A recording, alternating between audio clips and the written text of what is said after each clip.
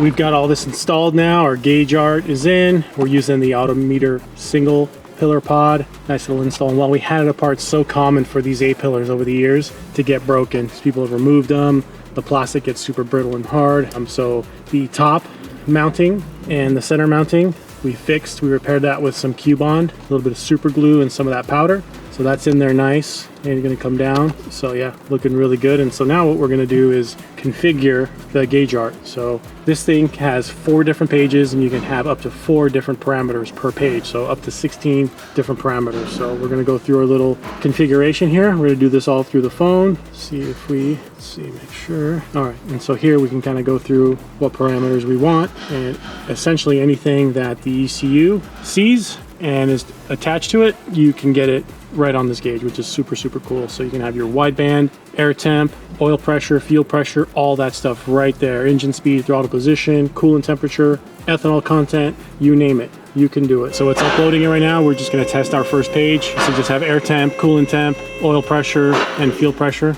So it's doing its little firmware programming. I feel like Windows 95 is booting up over here. All right, there it is. Let's see what it does. Boom, there it is, guys. We've got our air temp, coolant temp, fuel pressure, and oil pressure. Start the engine. Check that out. That is badass. So there's 4 parameters. We'll go ahead and configure a few other little things. And so far, that's all we have for all 4 pages. Pretty cool. All right, so we set up all 4 pages. Customer can, of course, decide what he wants, but just kind of laid a basic little setup. Air temp, coolant temp, engine oil pressure, fuel pressure. On our next page, we have our ethanol content, 76%, 75. We have our manifold pressure and gauge, reading PSI.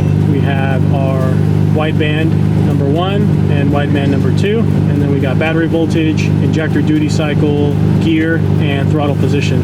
So really, really cool little setup, guys. You can have one gauge and have it display just about anything.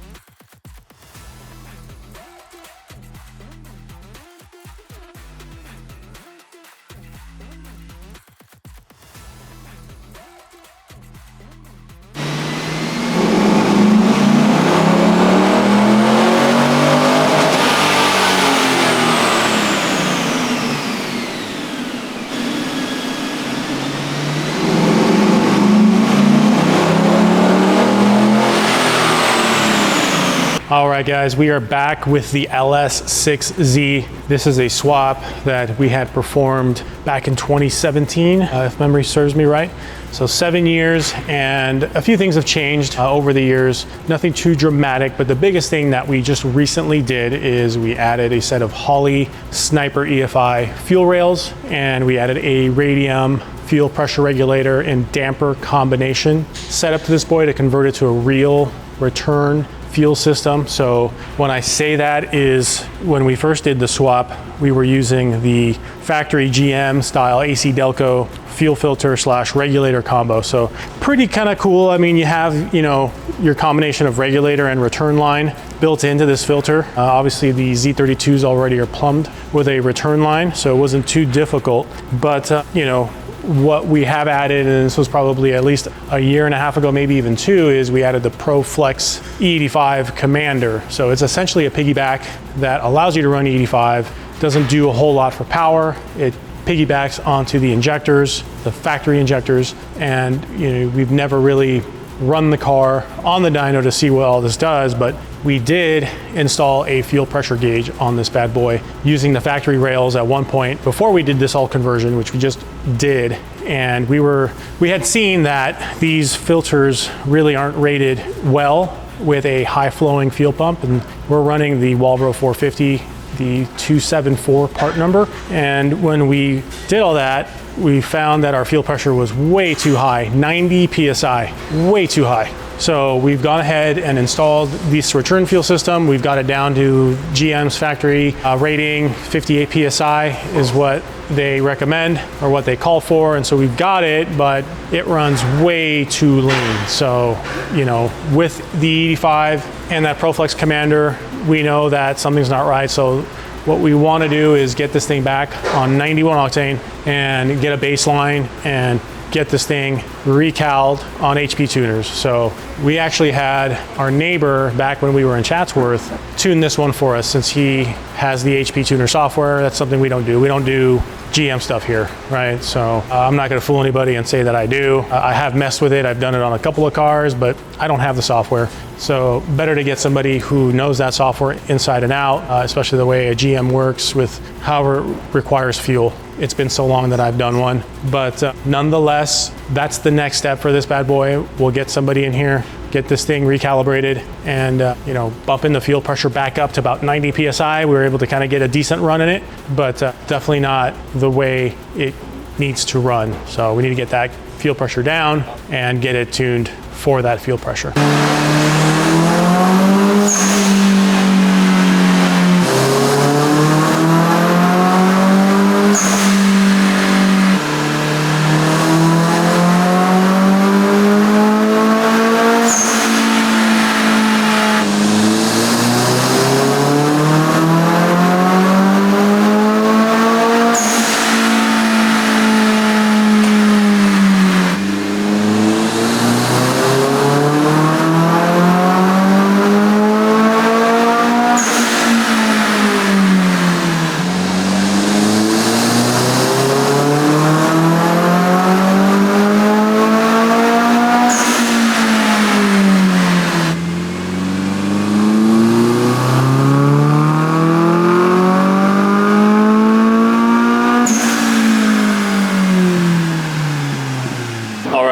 So this has been a long-time customer's car, and brought it into us, and we basically redid the fuel system. So when Spike originally brought it to us, it had the Nismo 740s. We got this car up and running essentially after it had been swapped. It wasn't done super good, so Spike tasked us to fix this bad boy, get it up and running.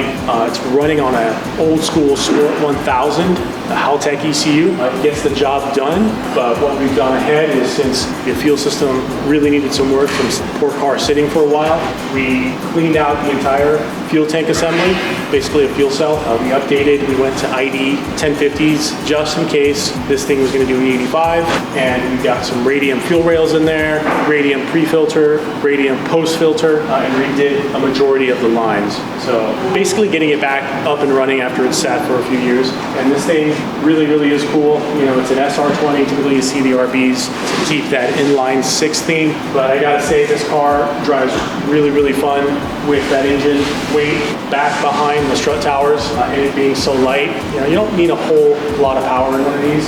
So the 280 wheel that it's making on 91 does a fantastic job to get this thing going. So really not a whole lot done to this. It's got a bottom mount exhaust manifold, a T25 series turbocharger on it, and a little bit of fat work to support the whole setup. So nothing too complicated, but really a great little car. It's fun, a blast to drive on the street. And if he wants to do 85, not a big deal. Wire in a flex fuel sensor, and you can run flex fuel on this thing, make a little bit more. So at 15 pounds of boost, we're limited on our 91. Anything higher than that, it started to knock and hold it down, pulled back a little bit of the timing. So really nice to get this on 85 to see what it can really do. But nonetheless, it's really good power for one of these.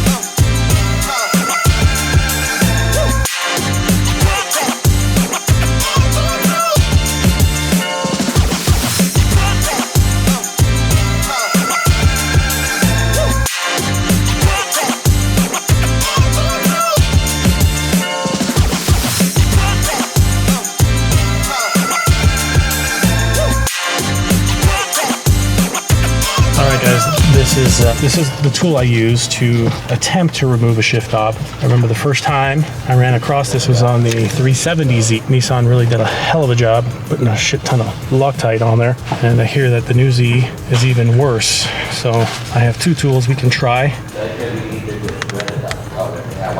See our progress, if we got any.